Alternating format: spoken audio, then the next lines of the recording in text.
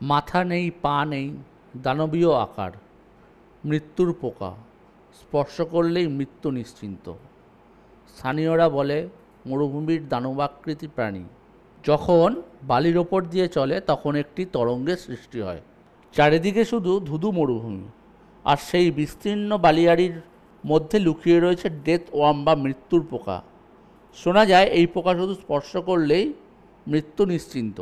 চারিদিকে শুধু ধুধু মরুভূমি, আর সেই বিস্তীর্ণ বালিয়াড়ির মধ্যে লুকিয়ে রয়েছে ডেথ ওয়ার্ম বা মৃত্যুর পোকা। শোনা যায় এই পোকা শুধু স্পর্শ করলেই মৃত্যু নিশ্চিন্ত। বিশ্বের ষষ্ঠ বৃহত্তম মরুভূমি হল গোবি।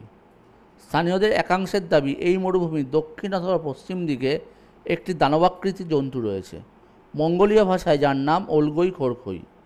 মৃত্যুর পোকা বা ডেথ ওয়ার্ম নামে পরিচিত এই প্রাণীটি।